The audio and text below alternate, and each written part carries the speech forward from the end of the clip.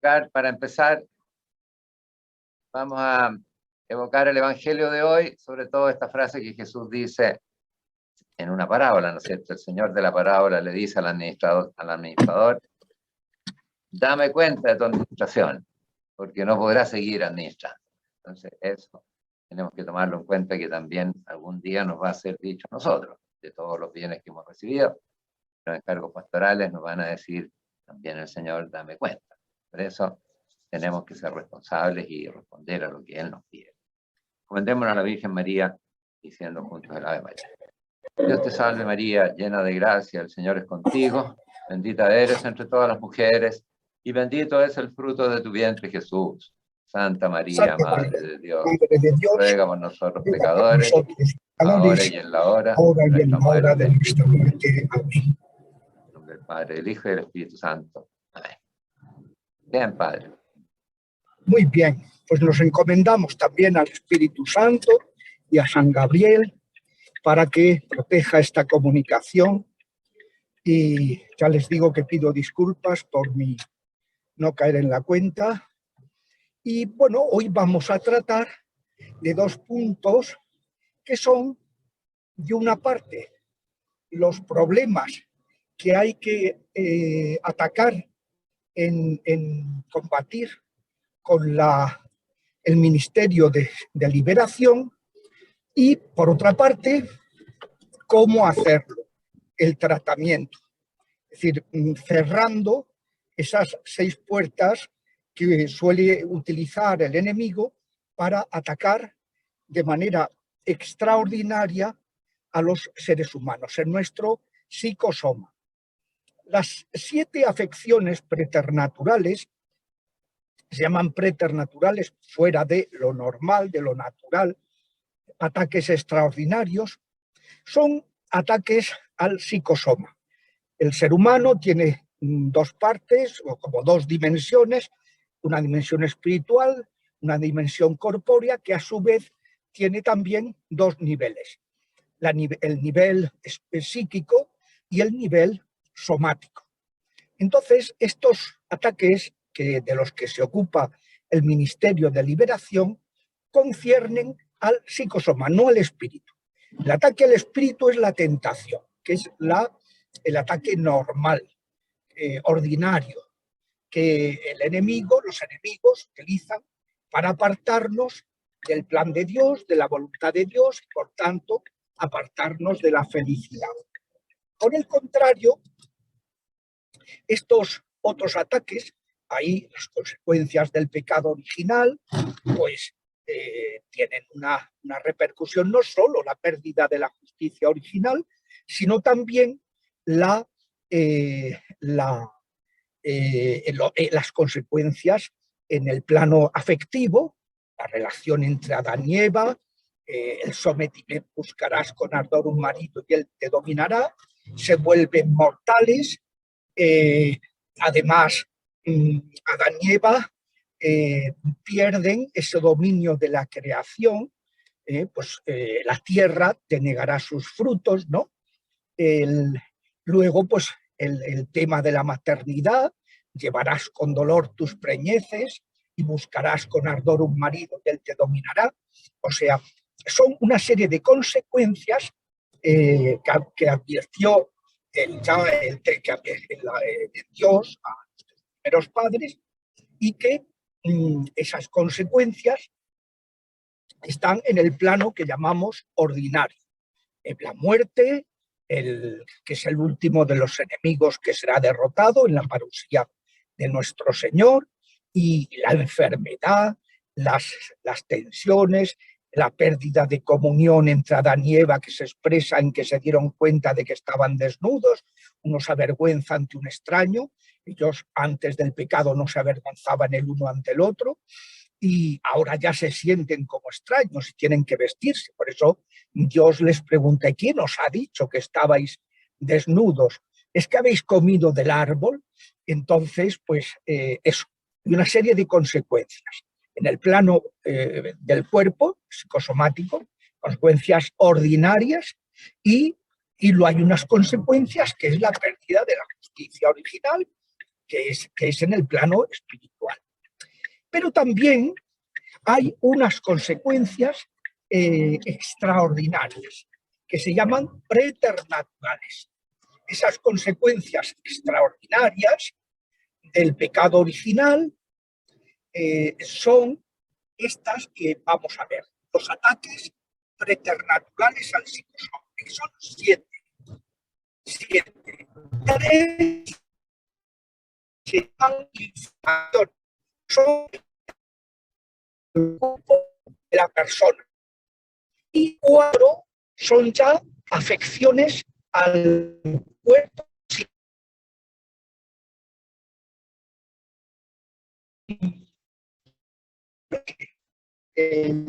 Naturales, fuera del honor al cuerpo, perdón, al entorno de la persona, son la infestación de objetos, amuletos, objetos que utilizan los enemigos para influir negativamente, son como sacramentales de los demonios, ¿no? Para influir en las personas.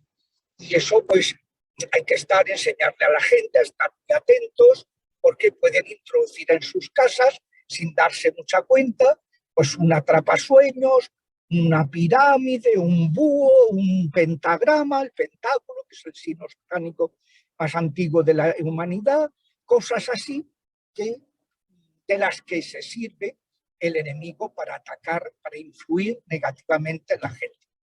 Luego está la infestación de lugares. Hay lugares donde se han producido hechos especialmente diabólicos y entonces los demonios adquieren un poder especial sobre esos lugares.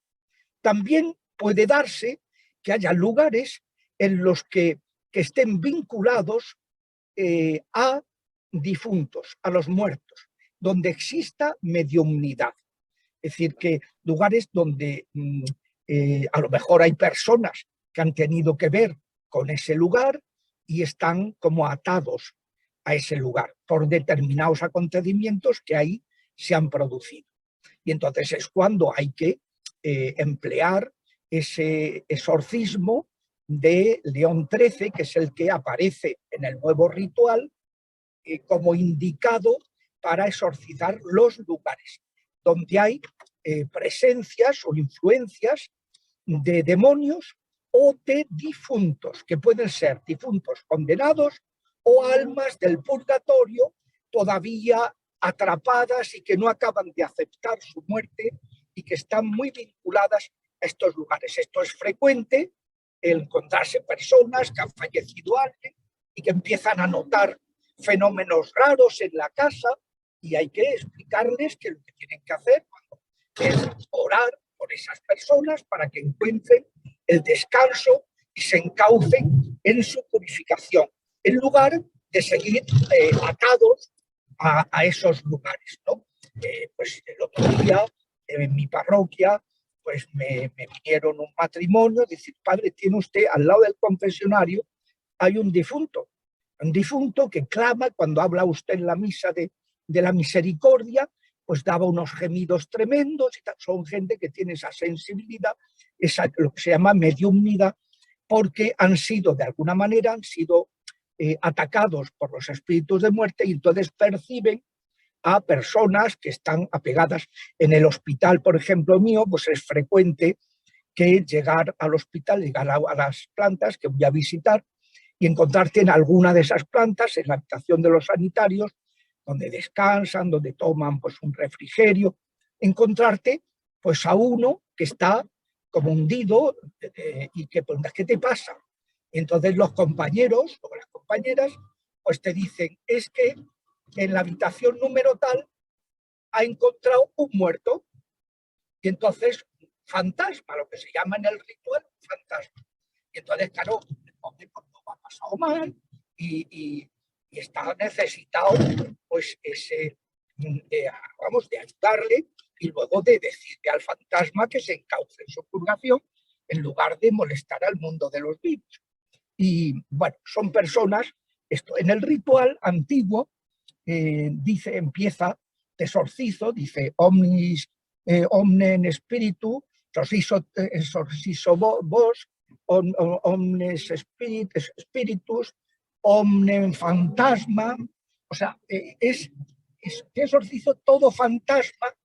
Esa es la experiencia de la Iglesia, que se refleja y se expresa en el ritual con esa expresión, ¿no?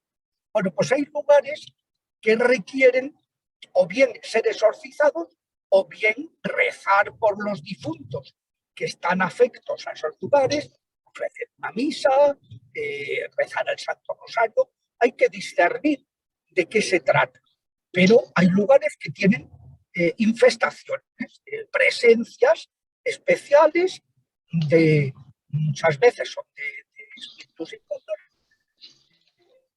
muchas veces son de... También puede darse el caso de que la presencia sea de un difunto, pero no del purgatorio, que es lo más frecuente. Es menos frecuente encontrarse en el ministerio exorcístico con difuntos que están en el infierno, que son almas de condenados, que han sido invocadas. Suele ser cuando los brujos las invocan para dañar con más fuerza a los miembros de esa familia.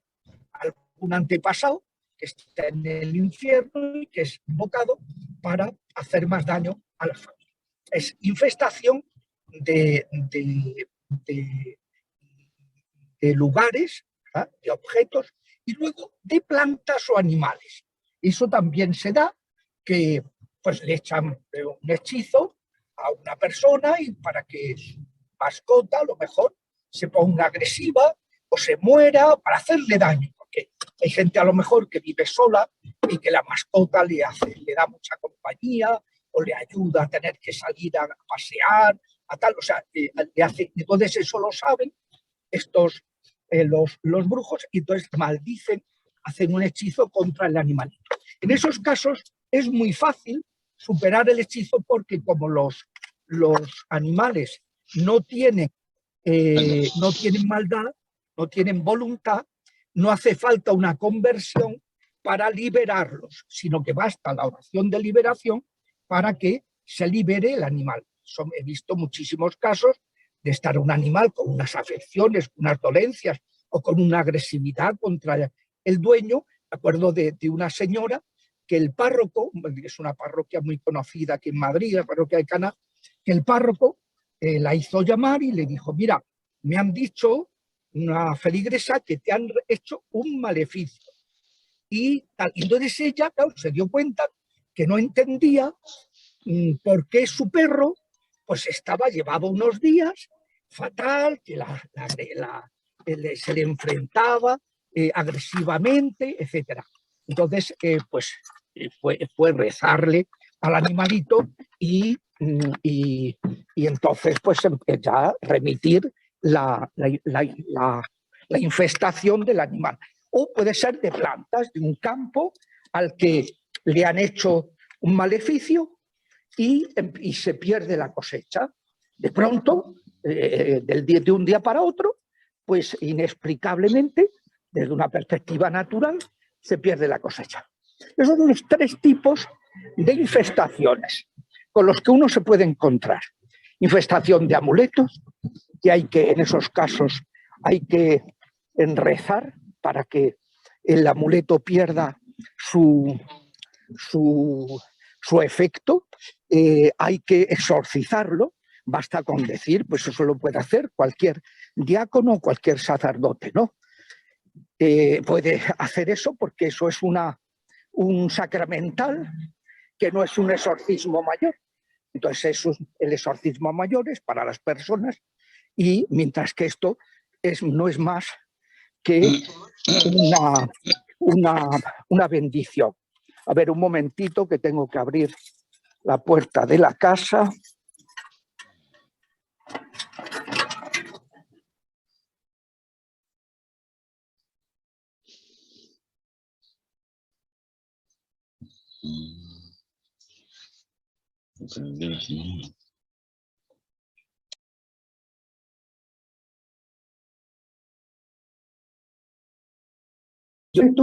Toda fuerza del adversario, toda acción de Satanás, y todo el que lo use no reciba ningún daño, ni en su cuerpo ni en su espíritu. En el nombre del Padre, del Hijo y del Espíritu Santo. Con eso, pues, eso dicho por un diácono o por un presbítero o un obispo, pues queda exorcizado el objeto, el lugar, etc. Cuando ya se trata de un lugar donde hay una infestación más seria, entonces suele hacer falta ya llamar al exorcista para que realice un exorcismo, ¿no? El exorcismo que viene en el apéndice primero, me parece que es, sí, el primero, en el que se habla de cómo exorcizar a las personas, perdón, a las casas, los lugares.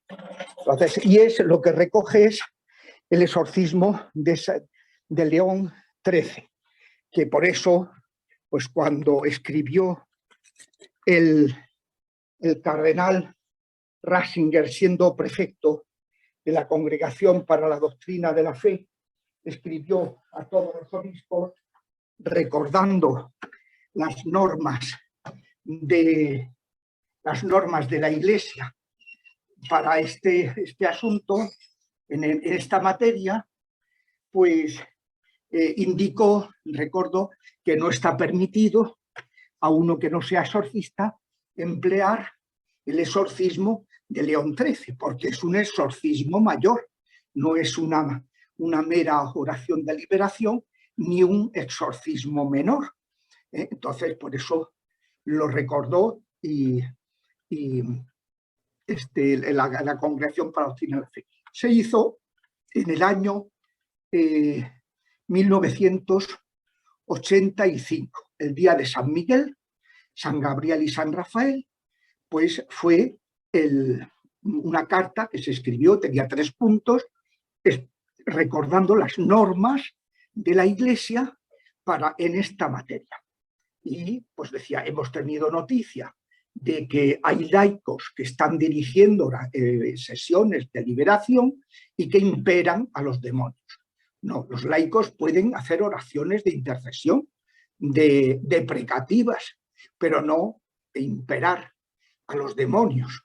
Eso está prohibido. En el punto segundo, recuerda que el exorcismo de León XIII es un exorcismo y solo puede ser usado por exorcistas. Y luego, pues en tercer lugar, pues recuerda que no deben realizarse oraciones imperativas por parte de gente que no sean sacerdotes, y por supuesto exorcismo mayor el que no sea exorcista.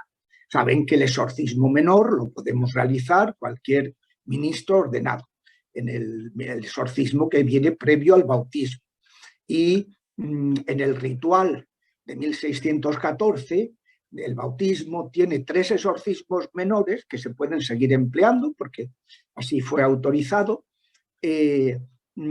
pues se pueden seguir empleando y que tienen mucha fuerza. Son 3 exorcismos menores muy, muy bonitos y si a alguien le interesa me los pueden pedir, que yo los tengo traducidos al español, y para que dispongan de ese material, porque puede serviros dentro de lo que se llaman primeros auxilios que se realizan en las parroquias de modo ordinario antes de acudir al especialista, ¿no?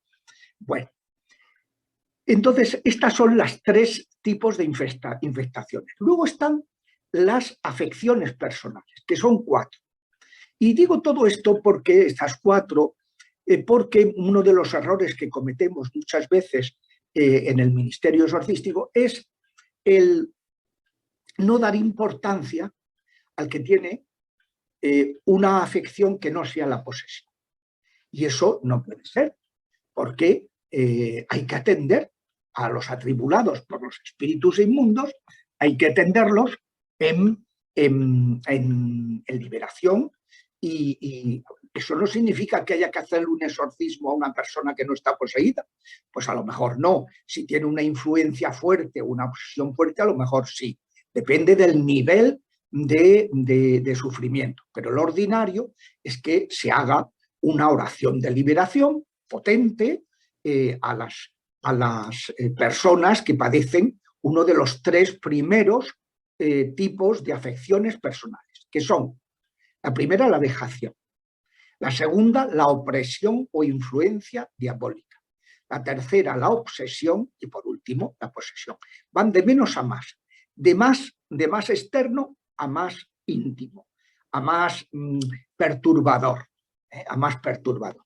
Pero ya digo que las personas que tienen estos tres primeros, la vejación, la influencia u opresión y la obsesión diabólicas, necesitan ayuda. Y no pueden ser pues despreciados y decir, no, usted no tiene nada. Que es lo tipo que dicen algunos exorcistas poco experimentados, y dicen, bueno, no ven La niña del exorcista, que era un chico, la novela lo cambia, ¿no? Lo ponen una niña, pero en el caso real era un muchacho. No ven La niña del exorcista, no ven cosas así espectaculares, no ven levitar, no ven cosas fuera de lo normal. Usted no tiene nada. No, hombre, ¿cómo que no tiene nada? Tiene una perturbación gravísima y un sufrimiento enorme, y que debe ser objeto de nuestra ayuda, de que no seamos insensibles a esas necesidades de las almas que nos encontramos y sobre las que tenemos que ejercer la caridad pastoral.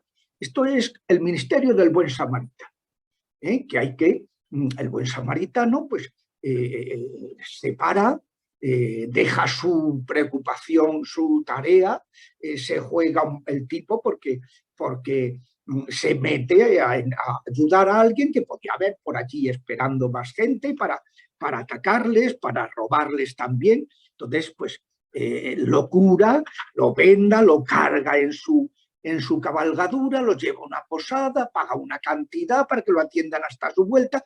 O sea, es alguien que no encuentra la excusa.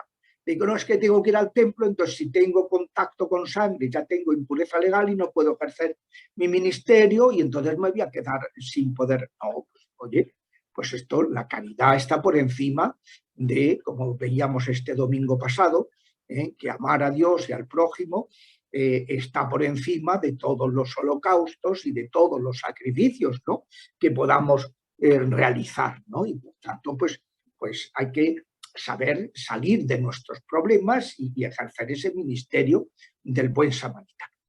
Entonces, insisto mucho en esto, porque una de las cosas que a mí me hacen sufrir es cuando veo pues, que hermanos sacerdotes, exorcistas, pues no atienden a una persona que la ha llamado al párroco, le ha explicado lo que le sucede y como no ve una posesión, es que, oiga, es que hay 7 tipos de problemas y 4 de ellos son afecciones personales y las 4 hay que ayudarles. Vamos a ver brevemente estas 4 afecciones. La primera, la vejación. La vejación es un ataque desde fuera. Si miramos el libro de Job, pues es el capítulo primero. Empiezan a sucederle desgracias a su alrededor, a sus seres queridos, a sus bienes, su hacienda, todo se le viene abajo. Es una ruina, una desolación total.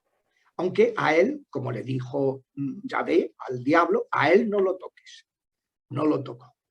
Entonces, pues Job fue fiel, no renegó de Dios, y el diablo pues le dice, bueno, pero déjame que lo toque y ya verás cómo blasfema contra ti. Y entonces, pues le dijo, vale, pero no lo mates. Entonces vino ya el segundo nivel, la opresión o influencia diabólica. Es algo más personal, son enfermedades, son,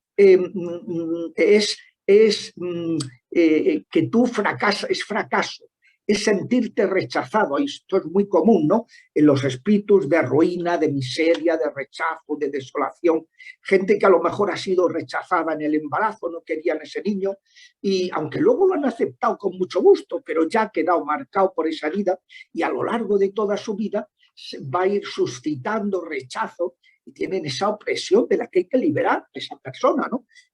Situaciones de gente pues, que inexplicablemente tienen un currículum estupendo, profesional, les atienden, los reciben, se interesan por ellos y en el último momento nunca los contratan.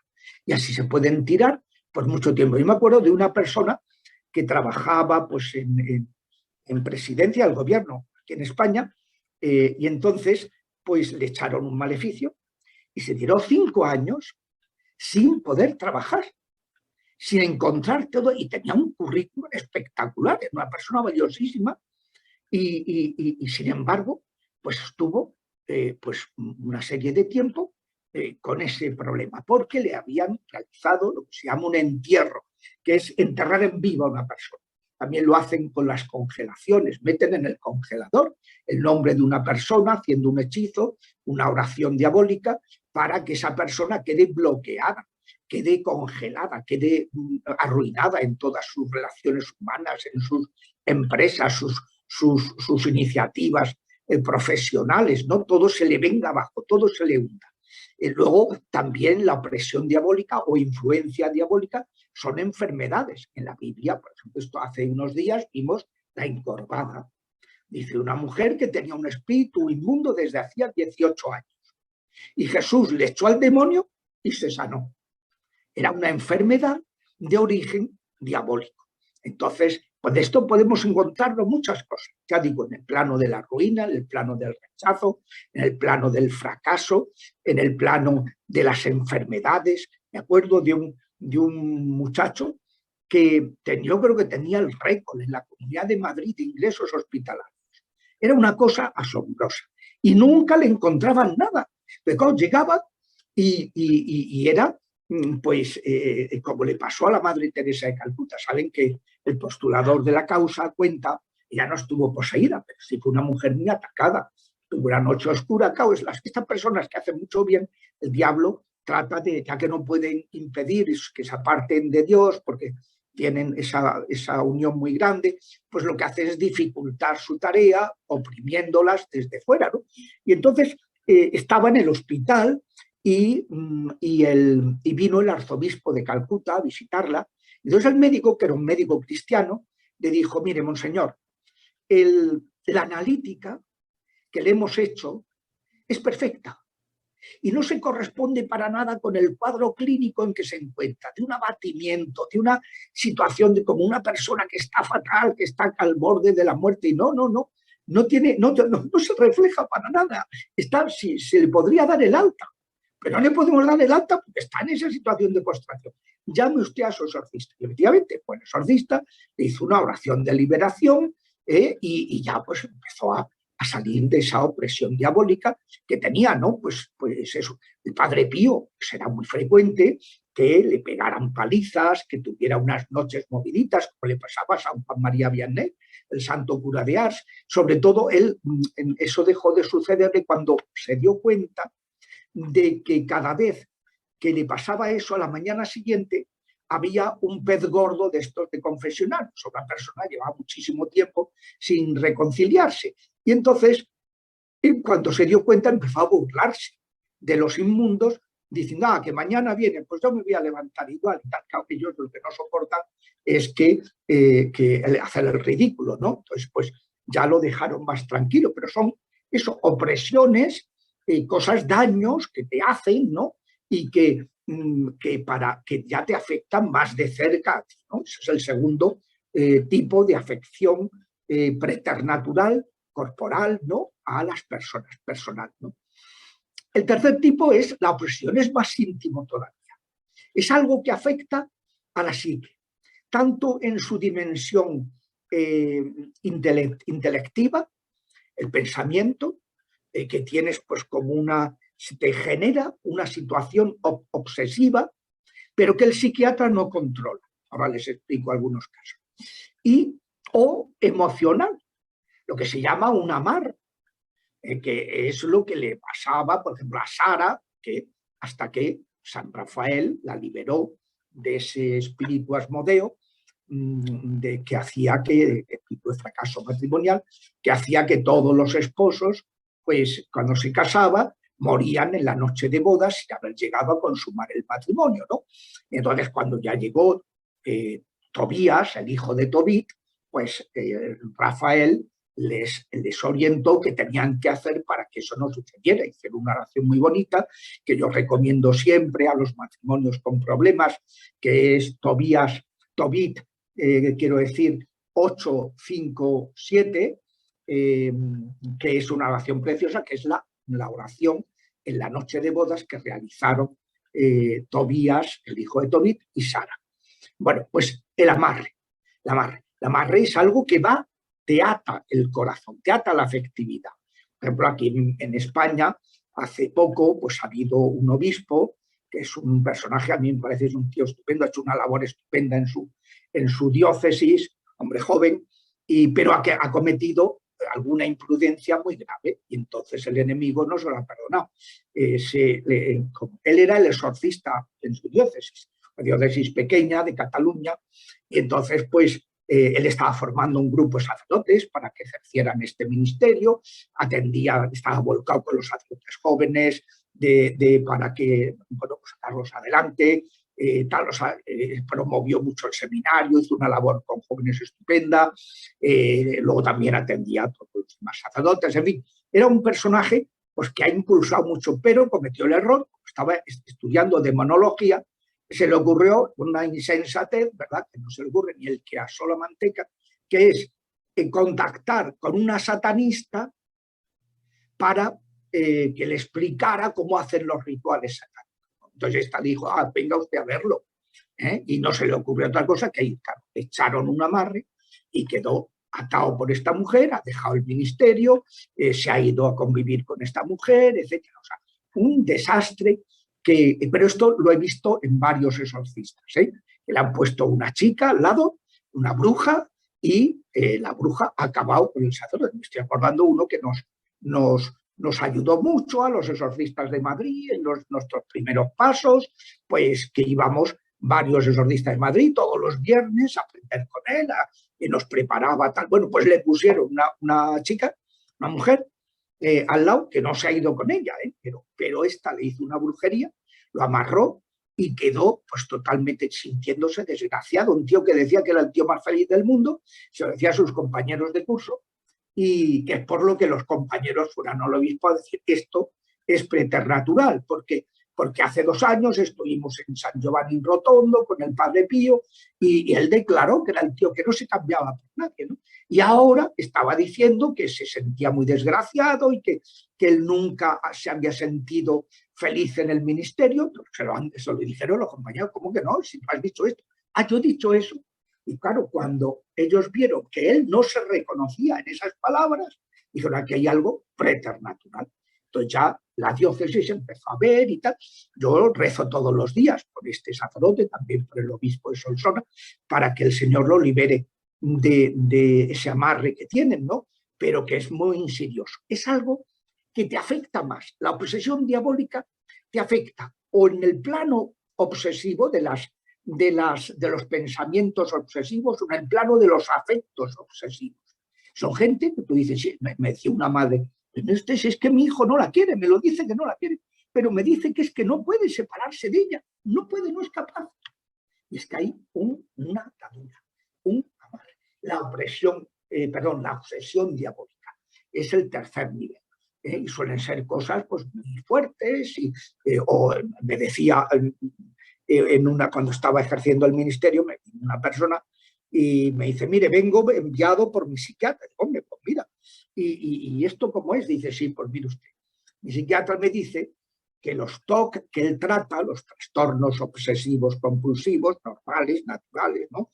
Enfermedad natural, pues dice, yo en 4 meses le pongo una medicación, oye, y controlamos perfectamente, la persona con una medicación vuelve a la normalidad, se centra, pero lo suyo no responde para nada al tratamiento que le estoy dando. Y por eso vaya usted a un sacerdote, porque tengo entendido que en la iglesia, tampoco el psiquiatra sabía mucho de estas cosas, el plano exorcístico, pero a él sí le sonaba que como era algo que no respondía a un tratamiento médico, podía haber alguna brujería, alguna historia. Eso es el trastorno obsesivo compulsivo. Finalmente, la última de las afecciones preternaturales personales es la posesión, que es como la que suena más, y que pues, esas películas que se han hecho del rito, que está bastante bien planteada en el sentido de que refleja un hecho bastante real. La del exorcista pues es un poquito demasiado teatral, las cosas, y además te presenta pues que el sacerdote atacado por como si no pudiera defenderse del demonio. Eso no es cierto, eso no es cierto. Entonces, pues tiene elementos que no son convenientes. Una que está muy bien hecha es la del exorcismo de Emily Rose, que es, claro, estas no son películas para que las vean gente sin formación, porque les puede afectar y suscitarle terror y tal, ¿no? Pero están bien hechas, están bien planteadas. Ya digo que mejor la del rito que la del exorcista, y muchísimo mejor, está estupendamente planteada, porque es muy real, la del exorcismo de Emily Rose. Emily Rose era una muchacha, se llamaba Anneliese Michel, alemana, santa, que fue maldecida en el seno de su madre a los 6 meses y adquirió una posesión que no dio la cara hasta que fue adulta, hasta que llegó a los 25, 20 por ahí. Y entonces empezó a tener unas cosas terribles y, bueno, pues en un momento dado la Virgen se le apareció y le mostró bueno, que ya que había sido maldecida, el Señor estaba sirviéndose de todo ese sufrimiento suyo para dar testimonio ante la Alemania gnóstica racionalista de la primera mitad del siglo XX, testimonio de la existencia de las criaturas espirituales. Y entonces, pues eso. Y además le dijo, bueno, ya has dado un testimonio, si sigues te matará. Pero en ese caso el testimonio será judicial, porque habrá juicio, entonces se enterará todo el país, tú decides. Y ella escogió el martirio. Dijo a la Virgen que escogía el martirio y efectivamente murió. Y hubo juicio, y entonces la película va contando todos estos acontecimientos que son muy reales. Pero bueno, digo que es un fenómeno como más conocido, pero que no debe hacer que nos olvidemos de atender a los otros casos, los otros fenómenos, ¿no? Entonces, bueno, pues ese es la posesión. Suele haber siempre posesión de varios demonios, suelen estar relacionados con los defectos de la persona, con las herencias que ha recibido, caracterológicas, o herencias de sus antepasados, que ya hablaremos de este tema porque es un tema que se ha negado.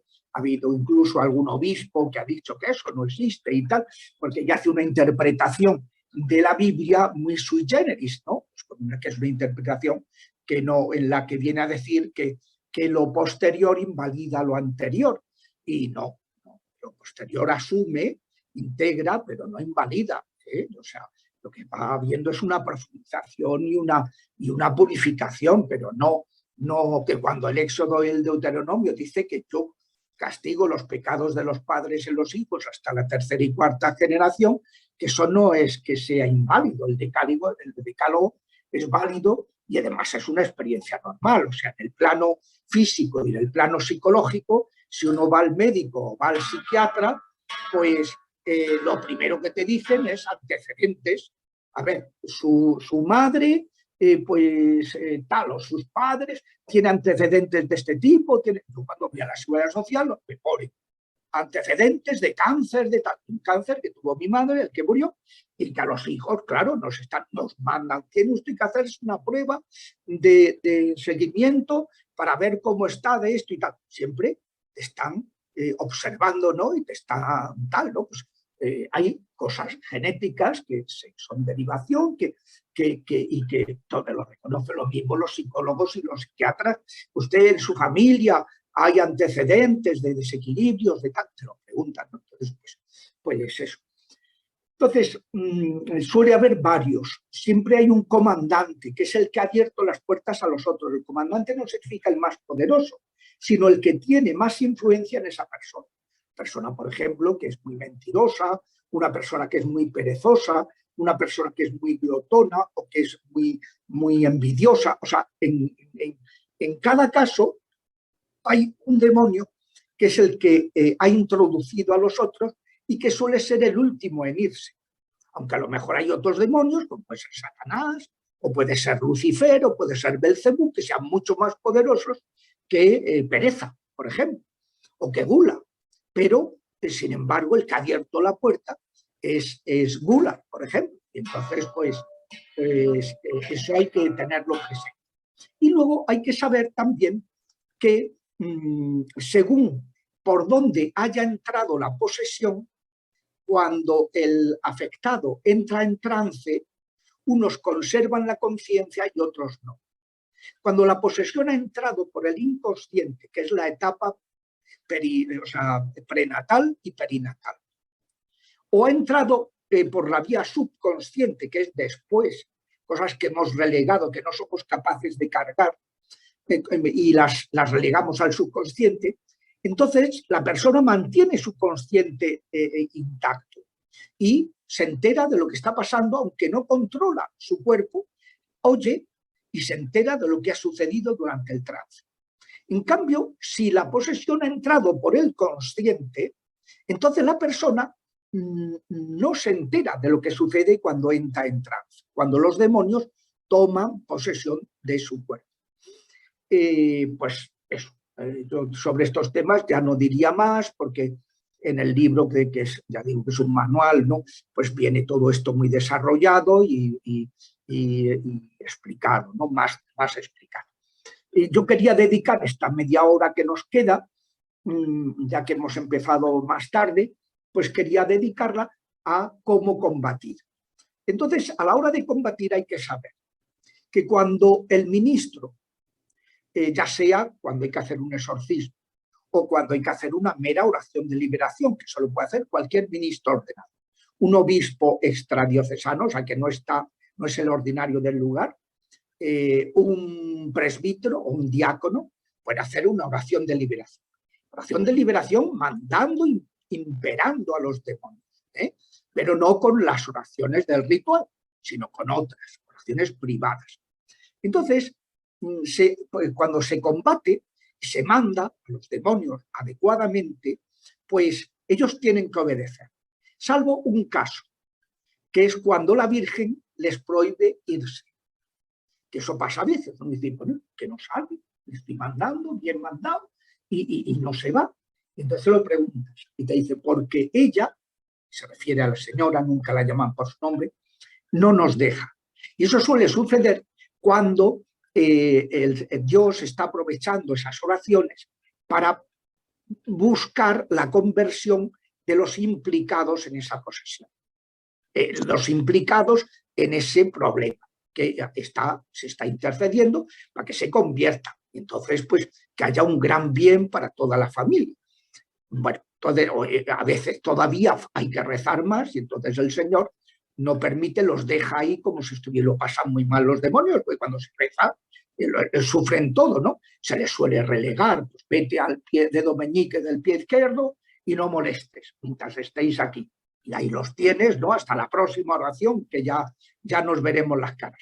Pero salvo eso, si se manda bien, claro, y también significa, como ellos son maestros de la restricción mental, hay que decirle todo muy clarito.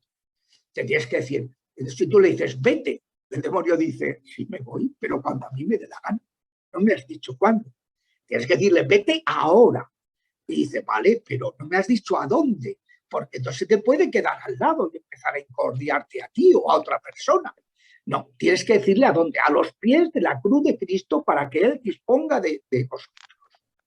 Hay que decirle el lugar. Y luego hay que decirle el cómo, porque ellos pueden irse a los pies de la cruz de Cristo, pero decirle a otro demonio al salir, tómame el relevo, otro demonio de su misma naturaleza.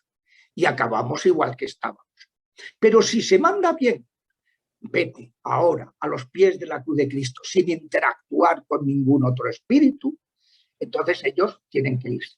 Pero amigo, como dice Lucas, que el demonio regresa.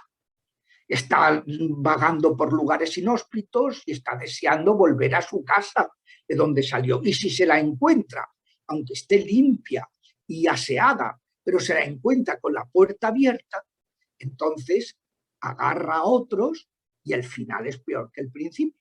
Y eso explica lo que decía el Padre Amor, que él siempre decía, yo una cosa que no entiendo es por qué a veces tardamos tanto con un mismo paciente, porque hay que cerrar las puertas.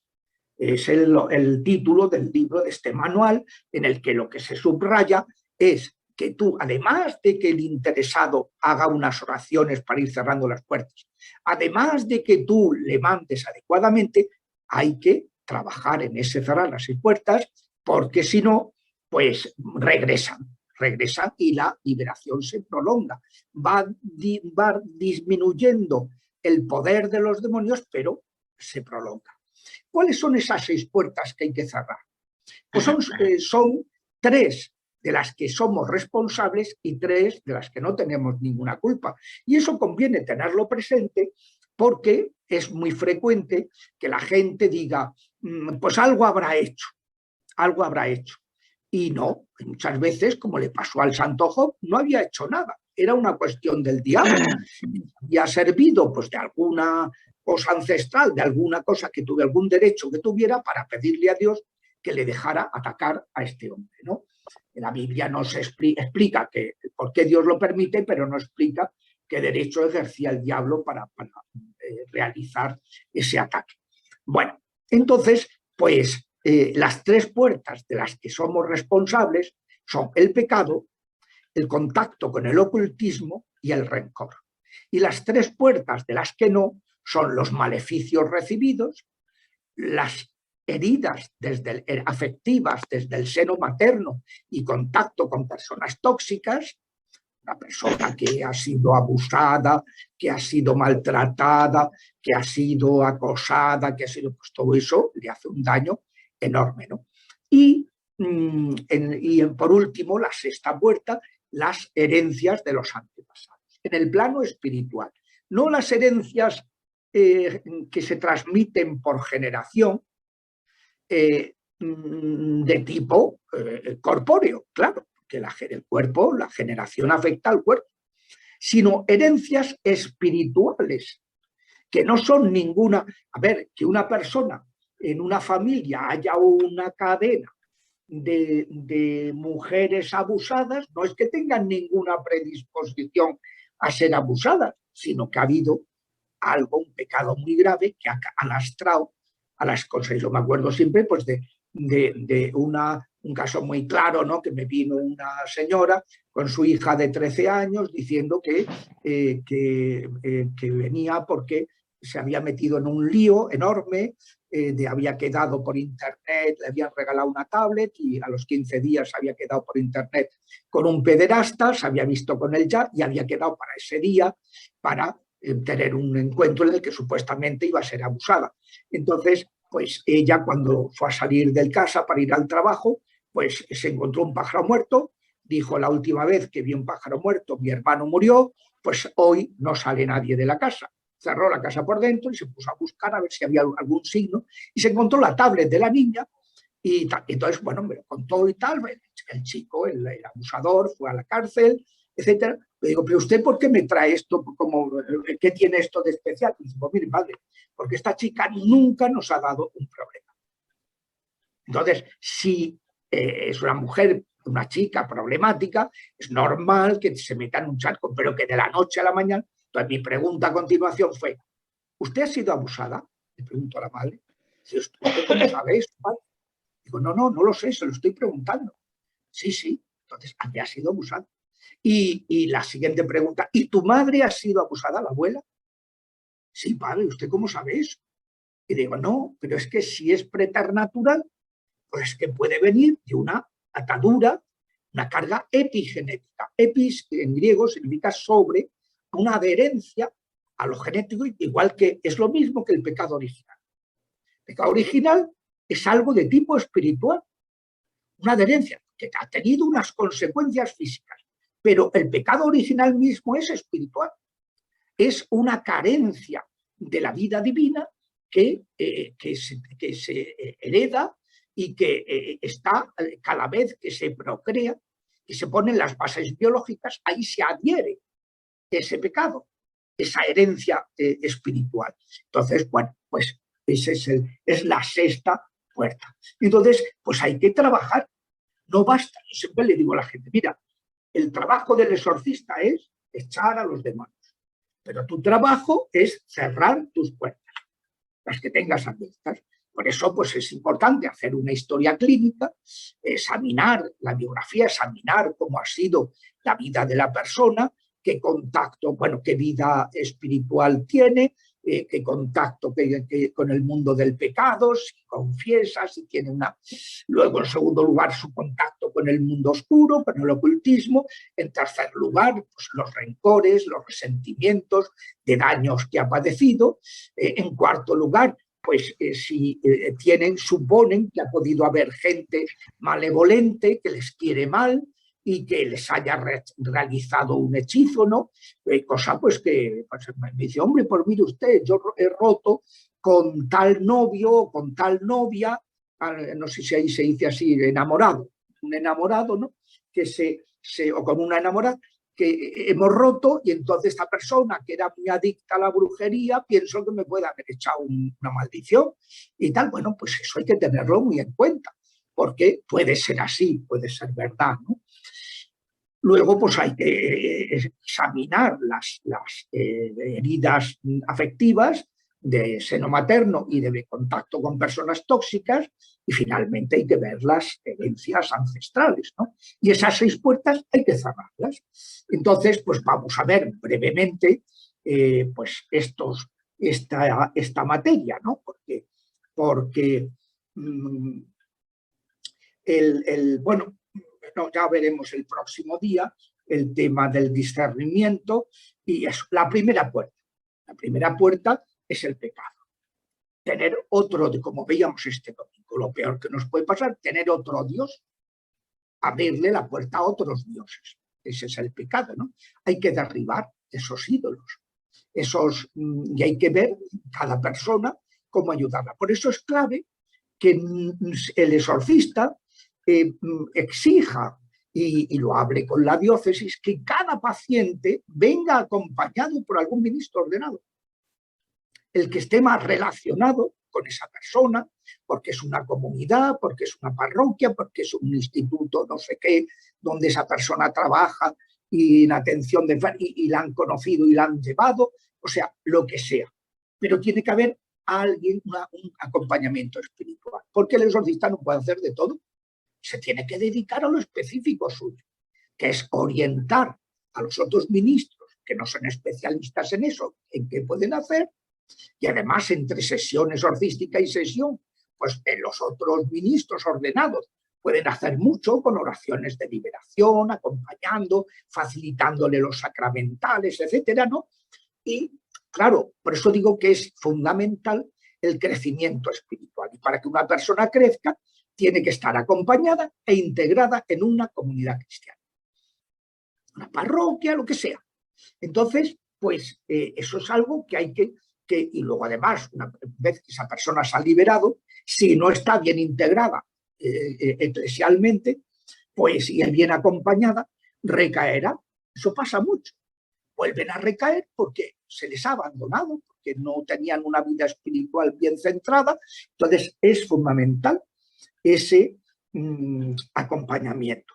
Y sabiendo que dentro del pecado, la raíz de todo pecado, pues es la soberbia, es ese racionalismo de querernos por encima de Dios, que hay que irlo desterrando de nuestras vidas, ¿no?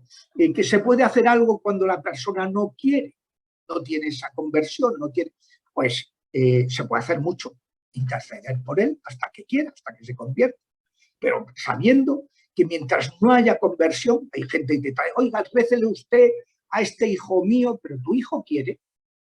No, él no quiere, pero récele, lo trae obligado. No, porque no sirve de nada y además es contraproducente.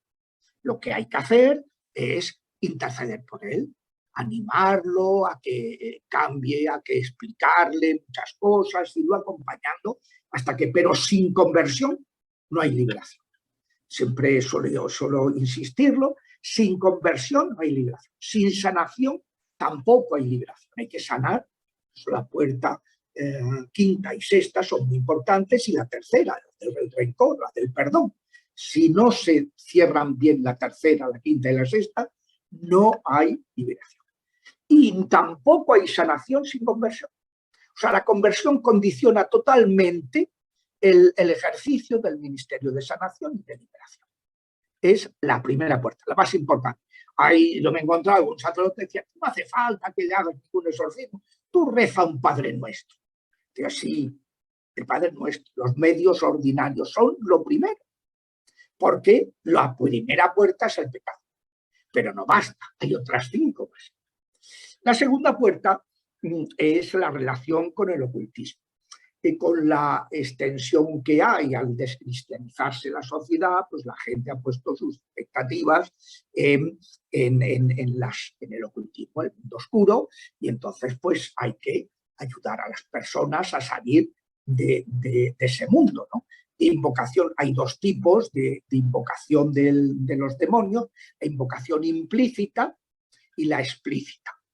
La explícita es la magia negra, la brujería negra, y la implícita es realizar cosas que solo funcionan si intervienen los demonios.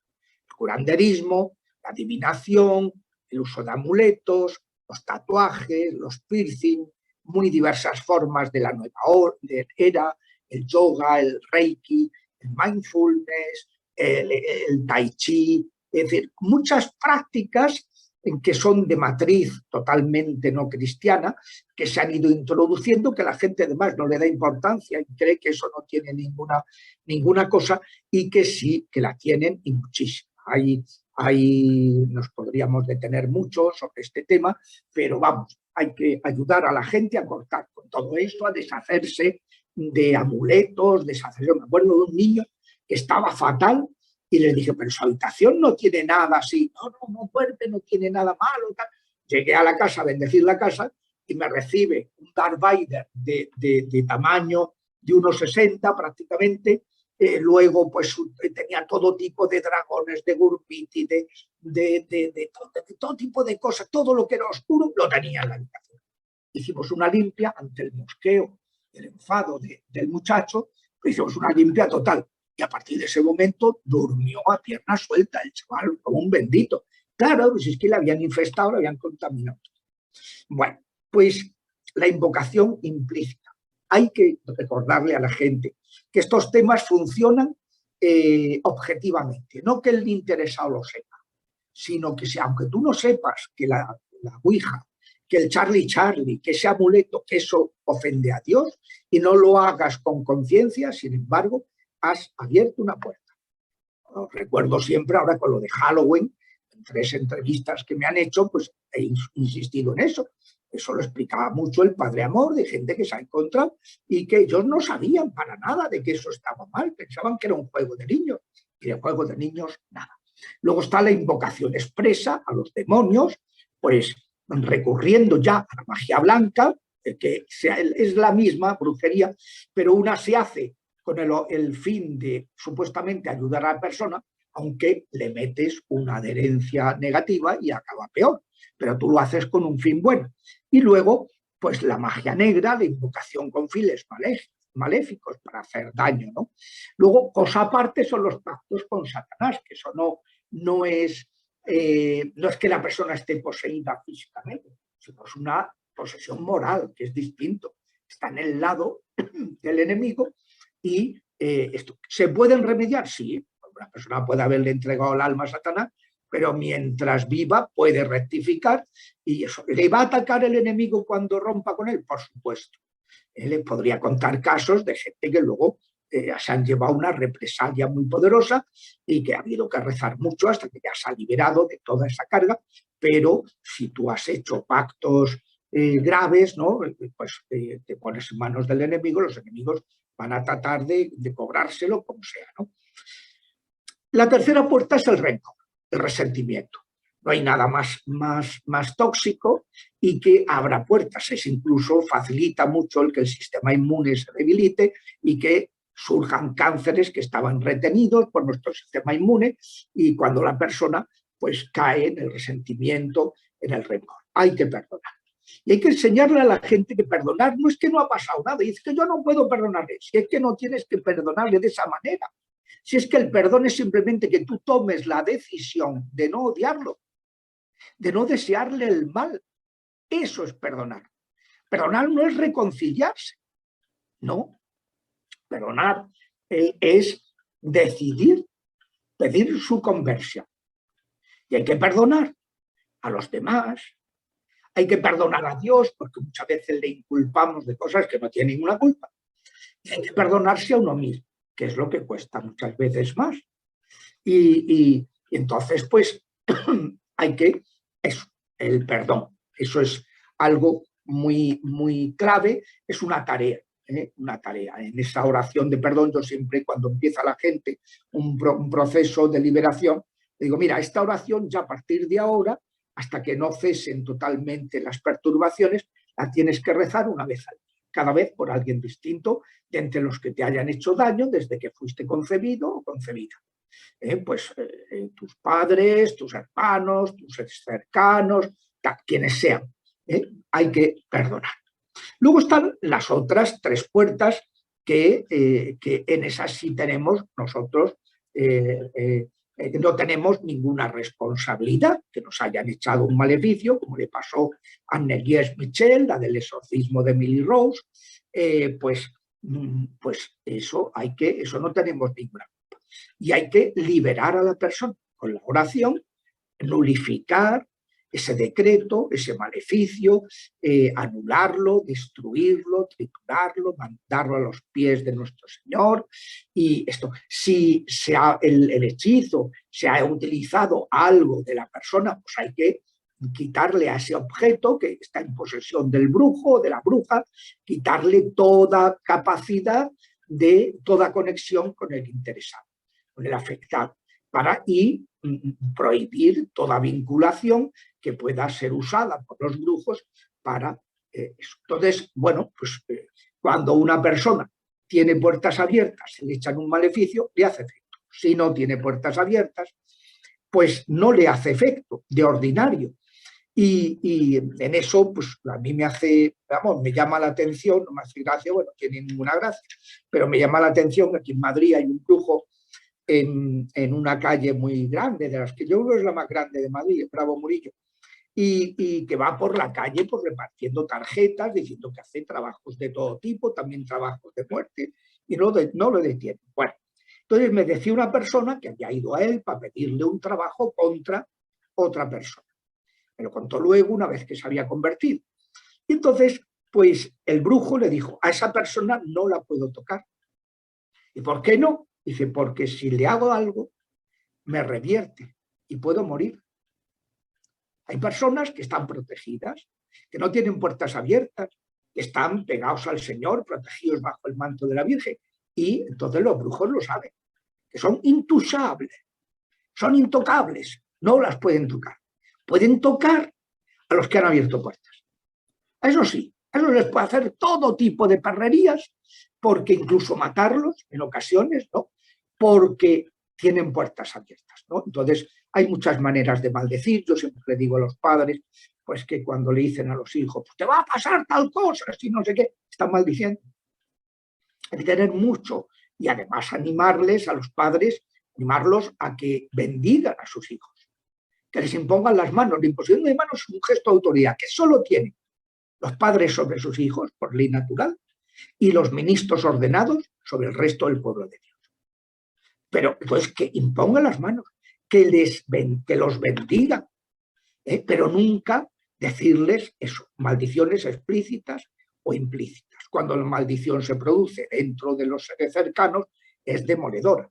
Las peores posesiones, los peores maleficios, peores destrucciones y desolaciones vienen de algo que te ha hecho una tía por envidia, un tío, un hermano, un tal. Son cosas terribles, tremendas, ¿no? Entonces, bueno, hay que anular esos maleficios, hay que protegerse de ellos. Por eso siempre en las oraciones de liberación hay que hacer una oración de protección al principio del que la realiza y de los auxiliares y sus familias, sus bienes, su salud, y luego al acabar lo mismo, sellar, para que no haya represalias del enemigo.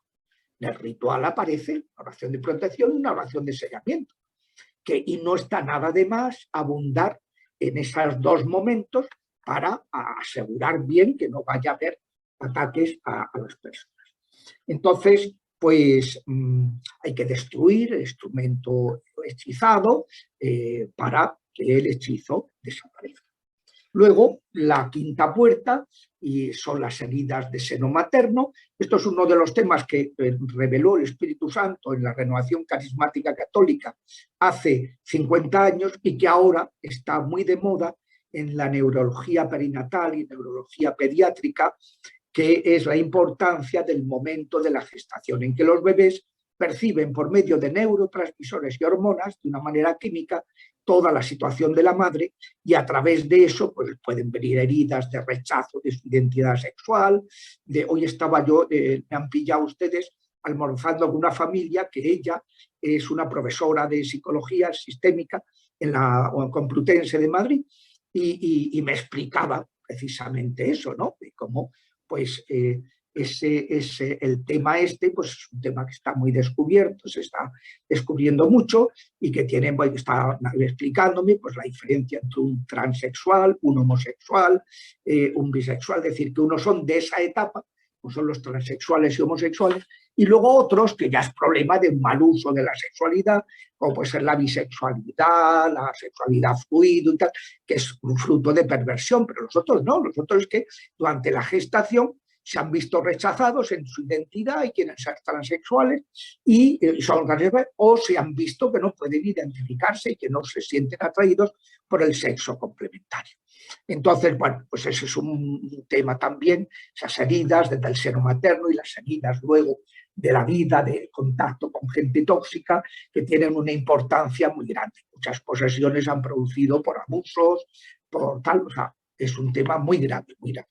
Y finalmente, y ya pues vamos acabando, las cargas epigenéticas que ya hemos mencionado y que pues ya digo que, vamos, yo ahora no me voy a poner a exponer, pero basta con que ustedes consideren lo que es el pecado original para que se den cuenta de que, claro, que esto que dice el Éxodo y el Deuteronomio es una realidad y que además la experimentamos 1000 veces y que es una experiencia totalmente común y que hay que rezar y se hace un bien enorme este mes, que es el mes de los difuntos, a las almas del purgatorio, se hace un bien enorme y a todo el árbol genealógico cuando se intercede para ir quitando cargas ancestrales. El hecho de que Ezequiel, pues en una época en que los judíos echaban la culpa de todos los males que le habían advenido a sus ancestros, le dice Ezequiel, no, ya está, ahora no se va a decir ya más que el que comieron a graces y los hijos tienen dentera. No, cada uno va a cargar con su responsabilidad. Pero eso no significa que les esté diciendo que ellos tienen su propia responsabilidad, que ellos estaban también en Babilonia cayendo en idolatrías, que solamente los anahuín de Yahvé se habían mantenido fieles a Yahvé y los otros, en cambio, habían admitido cultos idolátricos para poder hacer negocios, pues que eso, que ellos tenían que asumir su responsabilidad. Cuando Jesús dice, este no pecó ni este ni sus padres, no está diciendo que no existan herencias de los padres. Está diciendo que en este caso no era así y que era para otra cosa. No dijo el por qué, sino el para qué, para que se manifieste la gloria de Dios. Pero claro, no se puede hacer una interpretación como leía, ¿no? Que hacía pues este teólogo, ¿no? O también una cosa parecida, un obispo que ha salido también en ese sentido, citando, bueno, el padre Fortea dice que esto no existe. Yo he hablado con el padre Fortea, es conocido mío, es el que me ha hecho el prólogo de este tema y él me reconoció que sí, que dio una charla sobre este tema, que lo enfocó de una manera no adecuada y luego ya no tuvo oportunidad de rectificar y creo que debería hacerlo porque es un tema en que puede confundir, ¿no? Bueno, él no es exorcista, él es demonólogo, pero aunque ha hecho exorcismos cuando le han encargado, pero ya digo que él, pues en ese sentido, el tema exorcístico tiene poca experiencia porque, claro, un exorcista atiende muchísima gente en un año. Él puede atender 4 o 5 encargos que le puedan hacer, ¿no? En un año. O sea que no es experiencia suficiente como para poder pontificar en esta materia. Bueno, lo voy a dejar ahí porque es un, si acaso en la próxima, si hay preguntas, en la próxima charla, pues ya vemos un poco la cuestión, pero que es la sexta puerta, que también hay que cerrar mediante la oración.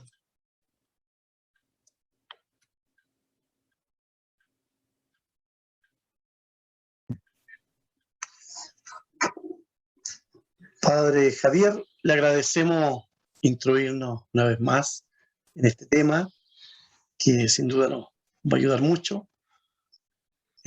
Terminamos pidiendo a María Santísima que ella nos acompañe, nos vaya también fortaleciendo y enseñando cómo poder vivir mejor nuestra vida cristiana en torno a su Hijo, y cómo podemos seguir ayudando también a tantas personas en esta materia que hoy día nos va cada vez mostrando con más claridad que es urgente que estemos disponibles. Dios te salve María, llena eres de gracia, el Señor es contigo, bendita tú eres entre todas las mujeres y bendito es el fruto de tu vientre Jesús. Santa María, Madre de Dios, ruega por nosotros pecadores, ahora y en la hora de nuestra muerte. Amén. Que el Señor esté con ustedes. Con tu espíritu. La bendición de Dios Todopoderoso, el Padre, el Hijo, el Espíritu Santo, descienda sobre ustedes y les acompañe siempre. Amén. Nos encontramos el próximo viernes 12 a la misma hora y reiteramos nuestro agradecimiento para el Padre Javier, cada uno de ustedes. Por tanto, ustedes el próximo viernes no cambian la hora, ¿verdad? No. No. Vale, o sea que será a las 3 de la tarde en España. Estupendo. Muy bien. Sí. Bien. Chao, chao. Adiós. Chao, chao. Chao, chao.